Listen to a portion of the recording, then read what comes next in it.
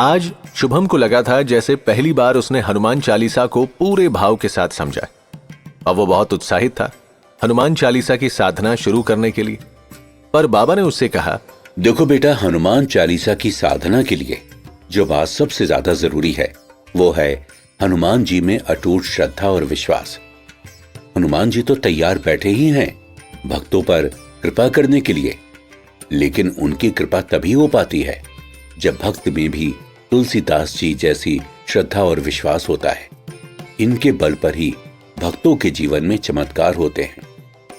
इसके अलावा साधक को कुछ नियमों का भी पालन करना पड़ता है, कुछ सावधानी रखनी पड़ती है, तभी उसकी साधना सफल होती है। मगर बाबा, मेरा एक सवाल है। हनुमान चालीसा के सबसे पहले साधक तो तुलसीदास जी ही थे और उनकी पहली साधना में अकबर की जेल में बंद थे। तब उनके पास न कोई साधन थे न नियम पालन करने का माहौल, लेकिन उनकी साधना भी तो सफल हुई। देखो बेटा, तुलसीदास जी तो खुद भक्ति का ही प्रतीक थे। वो हर समय श्री राम के ध्यान में डूबे रहते थे, लेकिन हमारे जैसे आम साधक उनके साथ अपनी तुलना नहीं कर सकते। अगर बात सिर्फ हनुमान जी की भक्ति करने से है तो उसके लिए किसी विशेष नियम की जरूरत नहीं। जब चाहे जैसे चाहे हनुमान जी का नाम लीजिए, हनुमान चालीसा पढ़िए, लेकिन अगर साधना के पीछे कुछ इच्छा पूरी करने का संकल्प है, साधना के बदले कुछ पाने की चाहत है, तो फिर नियमों का पालन करना पड़ता है, सावधानियां भी बरतनी पड़ती हैं ताकि हनुमान जी जल्दी प्रसन्न हो। इसके अलावा हनुमान चालीसा की साधना के दिनों में जो सबसे जरूरी बात ध्यान में रखनी है वो है शुद्धता। शुद्धता खान पान की, विचारों की, शरीर की, साधना की जगह की। जैसा कि तुम्हें पता ही है, हनुमान जी सात्विक, ब्रह्मचारी, निष्काम सेवा भाव वाले देव हैं। इसलिए मन, विचार, भावनाओं और व्यवहार में अशुद्धि रखने वाले साधक की साधना सफल नहीं होती। हनुमान जी कोई ऐसे देव नहीं हैं जिन्हें खूब अच्छा चढ़ावा चढ़ा के 56 भोग लगा के प्रसन्न कर दिया जाए। हनुमान जी की प्रसन्नता तो केवल भक्ति की शुद्धता, निर्मलता और निष्काम भक्ति से ही होती है। इसलिए हनुमान जी के साधक को अपना आहार शुद्ध और सात्विक रखना चाहिए। मांस, मछली, अंडा, नशे की चीजें जैसे शराब, सिगरेट, तंबाकू जैसी चीजों का सेवन नहीं करना चाहिए।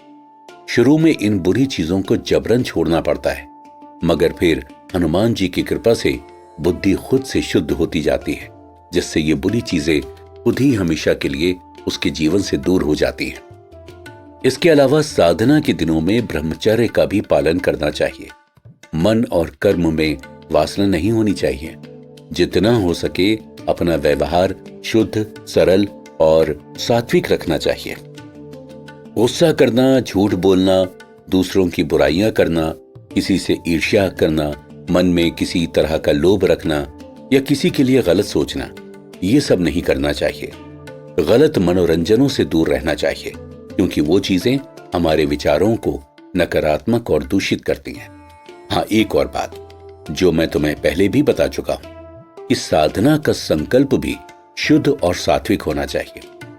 जैसे तुलसीदास जी ने अपनी रक्षा का संकल्प लेकर हनुमान चालीसा को रचा था, इस तरह से साधक अपने या किसी दूसरे के भले के लिए, उसके कष्टों को दूर करने के लिए, सुख, समृद्धि, शांति, निर्भयता जैसी कृपा पाने के लिए, अपनी सुरक्षा और रक्षा के लिए तो साधना कर सकता है, लेकिन किसी के बुरे के लिए नहीं। हनुमान जी तो रक्षक हैं, किसी के भक्षक नहीं। और एक खास बात, आज देखो बेटा, दिखावे का जमाना है। लोग एक व्रत भी रखते हैं तो कोशिश करते हैं कि 4 लोगों को उसके बारे में बताएं, सोशल मीडिया पर अपडेट करें, सांसारिक चीजों के लिए प्रदर्शन करना है तो करें, लेकिन किसी भी तरह की आध्यात्मिक साधना का प्रदर्शन बिल्कुल नहीं करना चाहिए। साधना जितनी हो सके गुप्त रूप से ही की जानी चाहिए, वरना उसका असर कम होता है। किसी भी तरह का दिखावा, प्रदर्शन भक्त का अहंकार बढ़ाता है, और हनुमान जी को अहंकार बिल्कुल भी पसंद नहीं।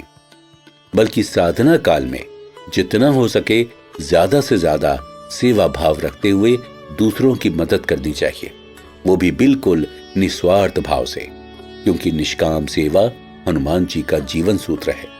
इसके लिए दान कर सकते हैं, कहीं श्रम सेवा कर सकते हैं, किसी भी तरह से किसी दूसरे का भला करने की कोशिश करनी चाहिए। ऐसा करने से एक तो हमारा अहंकार गिरता है, मन शुद्ध होता है, ऊपर से हनुमान जी भी जल्दी प्रसन्न होते हैं। हनुमान चालीसा की साधना हमेशा स्नान करके और साफ सूती कपड़े पहनकर करनी चाहिए। कभी भी काले या नीले रंग के कपड़े पहनकर पाठ नहीं करना चाहिए, क्योंकि रंगों का भी अपना प्रभाव होता है। हनुमान जी की साधना के लिए सफेद, पीला, केसरिया, लाल रंग अच्छा है। चालीसा का पाठ रोज एक ही आसन पर, एक ही स्थान पर बैठकर और एक ही समय पर करना चाहिए। इससे साधना की जगह पर आध्यात्मिक ऊर्जाएं पैदा होती हैं, जो हमारी साधना में सहयोग करती हैं। इसके अलावा जितने दिन की साधना का संकल्प लिया गया है, उतने दिन निरंतरता से पाठ करना चाहिए। ऐसा नहीं कि आज मन नहीं कर रहा या आज कुछ जरूरी काम है तो आज रहने देते हैं, कल कर लेंगे। ऐसा करने से साधना भंग हो जाती है और फिर मन चाहे फल नहीं मिलते। वैसे किसी भी साधना में कितने भी नियमों का ध्यान रखा जाए, कोई ना कोई गलती रह ही जाती है। इसलिए साधना पूरी हो जाने पर गलतियों के लिए हनुमान जी से क्षमा प्रार्थना जरूर कर लेनी चाहिए। बाकी सब मैं समझ गया बाबा, बस ये बताइए कितने दिनों का संकल्प लेना चाहिए और रोजाना कितनी हनुमान चालीसा पढ़नी चाहिए? देखो बेटा, वैसे तो इच्छा अनुसार कितने भी दिनों का संकल्प ले सकते हैं, जैसे 11 दिन, 21 दिन, 1 महीना, 40 दिन, 108 दिन। लेकिन मेरे ख्याल से 40 दिन का तो जरूर कर लेना चाहिए, क्योंकि किसी भी साधना को सिद्ध होने के लिए 40 दिन तो लगते ही हैं। और जहां तक एक दिन में कितनी हनुमान चालीसा पढ़ी जाए, इस बात का प्रश्न है, तो इसका जवाब तुलसीदास जी ने खुद हनुमान चालीसा की 38वीं चौपाई में दिया हुआ है, जिसमें उन्होंने कहा है, जो 7 बार पाठ कर कोई, छुटी ही बंदी महासुख होई। यानी जो कोई इस हनुमान चालीसा का 100 बार पाठ करेगा, वो सब बंधनों से छूट जाएगा और उसे परमानंद मिलेगा। लेकिन अगर 100 बार नहीं हो पा रहा है तो घबराने की बात नहीं, इससे कम के भी संकल्प लिए जा सकते हैं, जैसे 21, 51। पाठ चाहे जितनी भी बार करें, बस मन से, श्रद्धा से, पूरे भाव के साथ करना चाहिए, तभी उसका लाभ है, वरना नहीं। तो इस तरह से शुभम को बाबा ने वो सब बता दिया था जो हनुमान चालीसा की साधना शुरू करने से पहले उसके लिए जानना जरूरी था। उसे भी अपने सारे सवालों के जवाब मिल गए थे। अब बाबा उसे यही सिखाने वाले थे कि हनुमान चालीसा साधना करनी कैसे। अगर शुभम के साथ साथ आप भी ये सीखना चाहते हैं तो चलिए हमारे साथ अगले एपिसोड पर।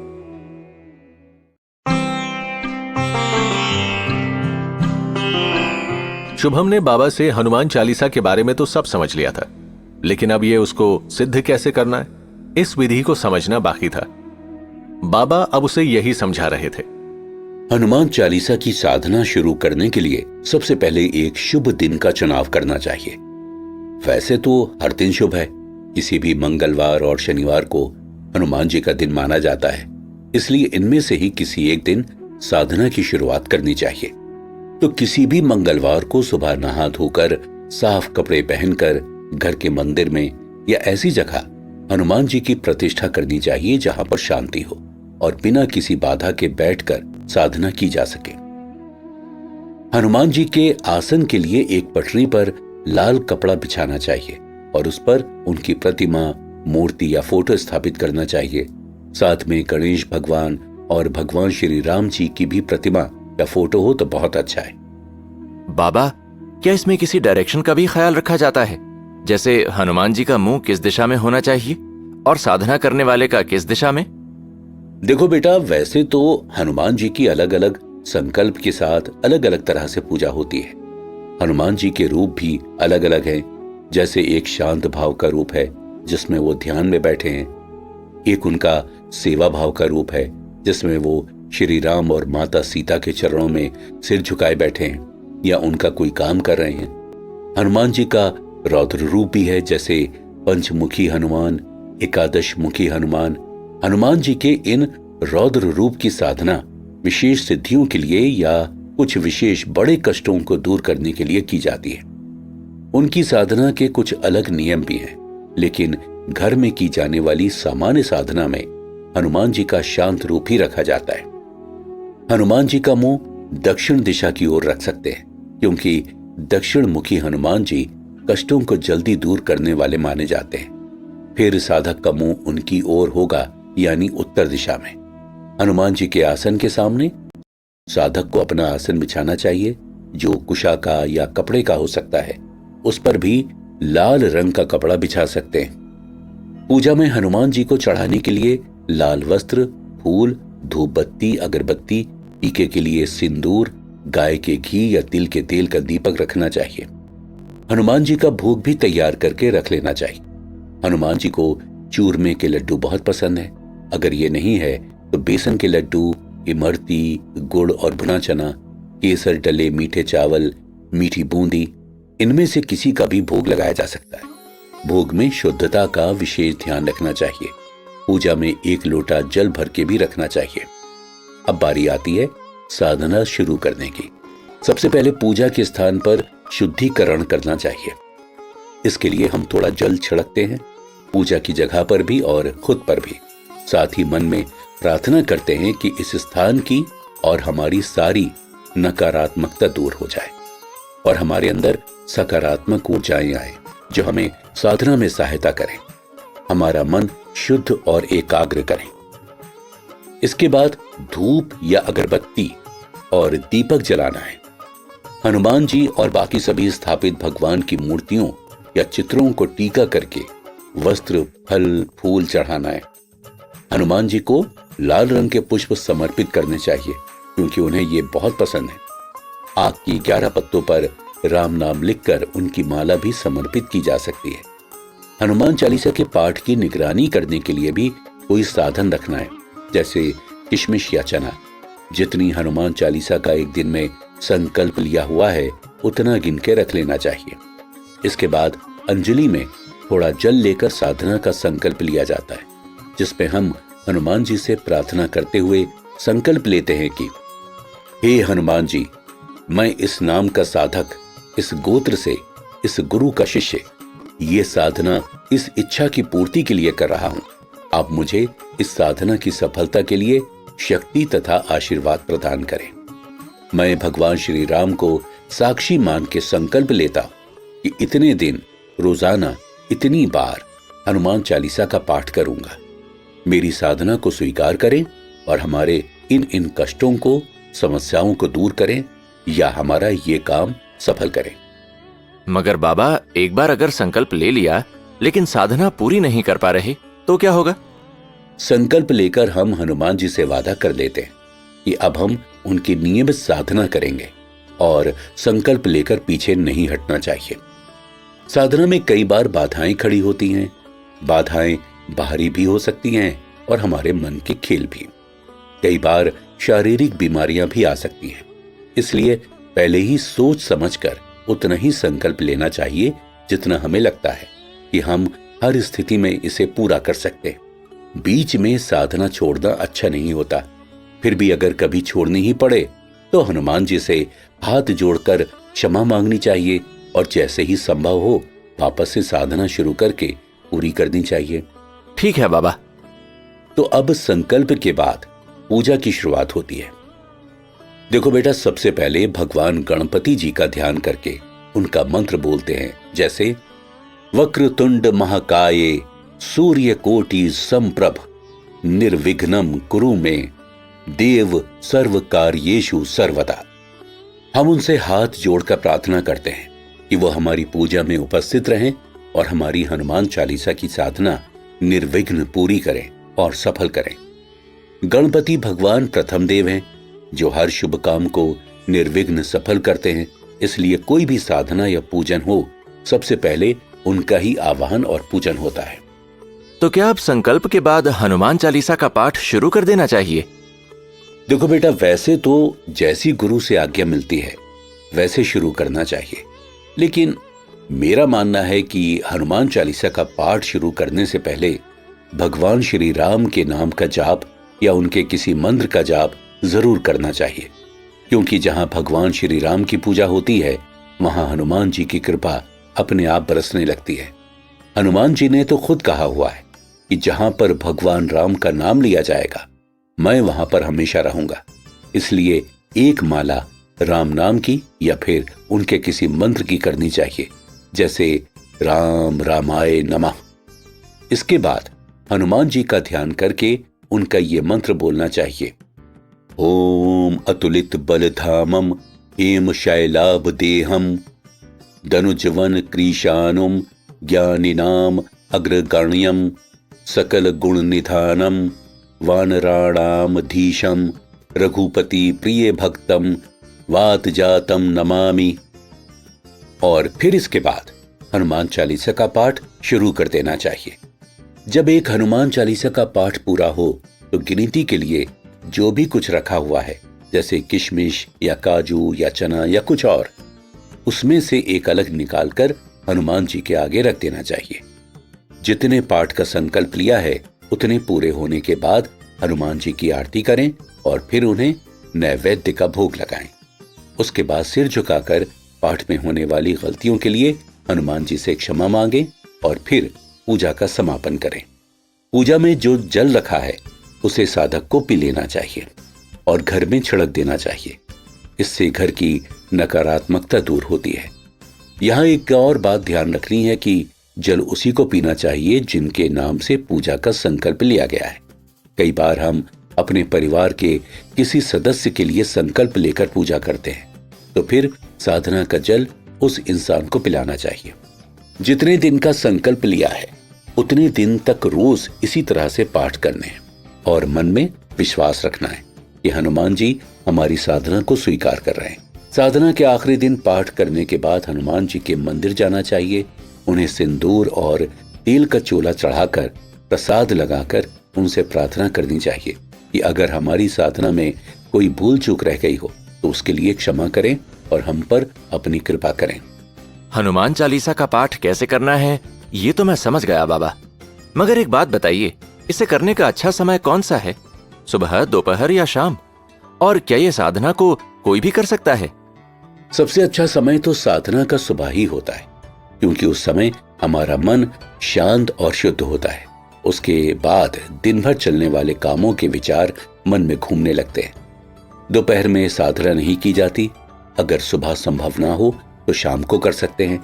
और जहां तक ये सवाल है कि साधना कौन कर सकता है, तो वो हर इंसान हनुमान चालीसा का पाठ कर सकता है जिसे हनुमान जी में श्रद्धा है। बच्चा, बड़ा, बुजुर्ग, स्त्री, पुरुष, कोई भी बस उस साधना के नियमों का पालन करे और बताई गई सावधानियां बरते। शुभम ने बाबा से हनुमान चालीसा की साधना के बारे में अच्छे से समझ लिया था और पूरी श्रद्धा और विश्वास से उसे आरंभ कर दिया था। जल्द ही उसे अपने जीवन में इसके सकारात्मक परिणाम भी देखने को मिले। अब उसे किसी भी बात की चिंता होना या डर लगना बंद हो गया था।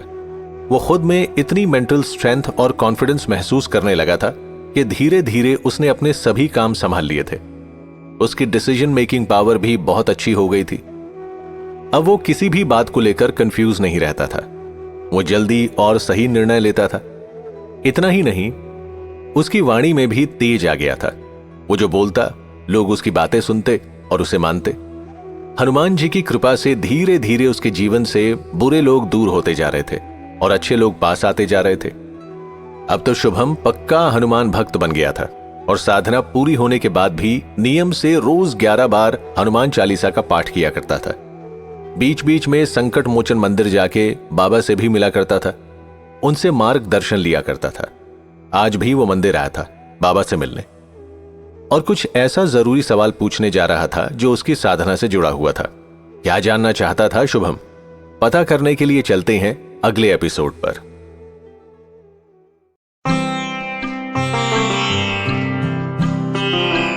आज शुभम जब मंदिर आया तो बाबा को उसके चेहरे पर एक अलग ही तेज और रौनक नजर आई। उसे देख के बाबा खुश होकर बोले, वाह बेटा वाह, अपनी भक्ति से हनुमान जी को प्रसन्न कर ही लिया तुमने।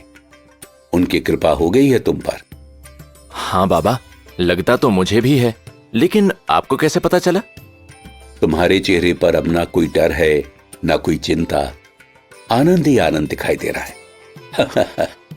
ऊपर से मुझे तुम्हारे चारों ओर एक मजबूत सकारात्मक ऊर्जा मंडल नजर आ रहा है, जो एक सच्चे और आनंदित भक्त के पास ही होता है।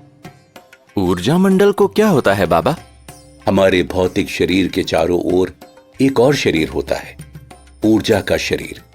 ये ऊर्जा मंडल कैसा है, सकारात्मक है या नकारात्मक, अच्छा है या बुरा, इसका हमारे ऊपर बहुत असर पड़ता है।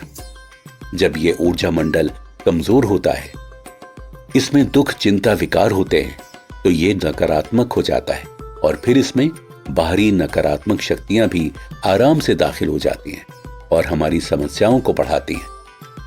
लेकिन जब हम हनुमान जी की भक्ति करते हैं, हनुमान चालीसा पढ़ते हैं, तो हमारा ये ऊर्जा मंडल शुद्ध हो जाता है। इससे सारी नकारात्मकता, विकार, बुरी ऊर्जाएं दूर हो जाती हैं। साधना के प्रभाव से ये किसी अभेद किले जैसा मजबूत बन जाता है। फिर इस पर कोई बाहरी नकारात्मक शक्ति प्रहार नहीं कर सकती या इसमें दाखिल नहीं हो सकती। हनुमान जी अपने भक्त को अपना सुरक्षा कवच दे देते हैं, जो हर समय उनकी रक्षा करता है। सच कहूं तो बाबा, मुझे भी ये महसूस हो रहा था, बस क्यों हो रहा है ये नहीं पता था। आज आपने बता दिया। मेरी 40 दिन की साधना तो पूरी हो गई और मुझे उसके फल भी मिले, मगर अब मेरा इसमें इतना मन लग रहा है कि मैं रोज हनुमान चालीसा इस तरह से पढ़ रहा हूँ जैसा आपने बताया था। मगर बाबा, मेरा एक सवाल था। हाँ, कहो, क्या प्रश्न है? मेरा एक दोस्त मिलने आया था, वो भी बहुत बड़ा हनुमान भक्त है, हनुमान जी की साधना भी करता है, मगर वो किसी अलग तरीके से करता है। वो कहता है उसे एक सिद्ध हनुमान मंदिर से वो साधना मिली। तो मुझे पूछना था कि जब साधना हनुमान चालीसा की ही है, तो फिर उन्हें करने के तरीके अलग अलग क्यों हैं? देखो बेटा, हनुमान चालीसा की साधना में एक बात तो सभी जगह समान है, वो ये कि आपको संकल्प लेकर एक निश्चित संख्या में हनुमान चालीसा का जाप करना है, और दूसरा, भगवान राम की पूजा, ध्यान भी साधना में जरूर जोड़ना है, क्योंकि उसके बिना हनुमान जी की कृपा मिलना संभव नहीं। अब इसके अलावा अलग अलग गुरुओं, सिद्धों द्वारा जरूरत के अनुसार साधना में फेर बदल होते हैं। जैसे एक डॉक्टर रोगी को देखकर उसके उसी जरूरत के अनुसार दवाइयों का पर्चा देता है, ऐसे ही एक गुरु साधक की जरूरत और इच्छा देखकर उसे साधना देता है। वैसे क्या तुम्हें पता है, हमारे देश में ऐसे बहुत से सिद्ध हनुमान मंदिर हैं, जहां बाकायदा इंसान को उसकी जरूरत के हिसाब से मंदिर के कोई सिद्ध पुरुष साधना का बाकायदा पर्चा बनाकर देते हैं। ऐसे सिद्ध हनुमान मंदिर में सबसे पहले भक्त जाकर हनुमान जी के चरणों में अर्जी लगाता है, जिसमें वो उन्हें अपनी समस्या बताता है। फिर उस समस्या के अनुसार मंदिर का सिद्ध पुजारी हनुमान जी के मार्गदर्शन से ही उसे बाकायदा लिख कर बताता है कि उसे किन किन नियमों का पालन करना है। इतनी बार हनुमान चालीसा, सुंदर कांड या राम नाम का जप करना है। जाप करते हुए साधना में जल भी रखा जाता है, जो पूरा होने के बाद साधक वो जल दवाई की तरह ही पी लेता है। दरअसल पूजा के प्रभाव से वो जल अभिमंत्रित हो जाता है और जो साधक के शरीर में जाकर उसके रोग, नकारात्मकता, बुरी ऊर्जा को या संकटों को दूर करता है। इस तरह हनुमान चालीसा दवाई की तरह काम करती है। मेहंदीपुर बालाजी, सालासर बालाजी, बागेश्वर धाम हनुमान जी के ऐसे ही कुछ सिद्ध मंदिर हैं। मैं समझ गया बाबा। वो मेहंदीपुर बालाजी गया था और वहीं से उसे उसकी साधना का पर्चा मिला था, जिसका वो बड़े नियम से पालन कर रहा है। इसीलिए शायद उसकी साधना का तरीका मेरी साधना के तरीके से अलग है। देखो बेटा, हनुमान चालीसा पढ़ने का तरीका कोई भी हो, लेकिन एक बात निश्चित है, उसे पढ़ने से इतने फायदे होते हैं जिनके बारे में कोई सोच भी नहीं सकता। इंसान हनुमान जी के शरण में आता है तो कोई एक समस्या लेकर है, लेकिन हनुमान जी इतने दयालु हैं, इतने भक्त वत्सल हैं कि वो उसकी सारी समस्याएं हर लेते हैं। ऊपर से उस पर इतनी कृपाएं करते हैं जो भक्त को किसी चमत्कार की तरह लगती हैं। जी हाँ, हनुमान चालीसा में कितनी शक्ति है, कितनी पावर है, इसका रहस्य तो शायद आज तक कोई भी नहीं जान पाया, क्योंकि हनुमान जी की शक्तियां असीमित हैं। इसी कारण उनके पाठ से होने वाले लाभ भी गिने नहीं जा सकते। शुभम ने एक ऐसी शुरुआत की थी अपनी भक्ति को सही तरीके से सही रास्ता देने की, ताकि उसको भक्ति का फल भी मिले। हमें यकीन है अगर आप भी शुरुआत करेंगे हनुमान चालीसा को पढ़ने की, तो आप भी हनुमान जी की सभी कृपाओं को जल्दी से प्राप्त करेंगे। इसी शुभकामना के साथ हम ये शो समाप्त करते हैं। कैसा लगा आपको ये शो? फीडबैक हमें कमेंट बॉक्स में लिखकर जरूर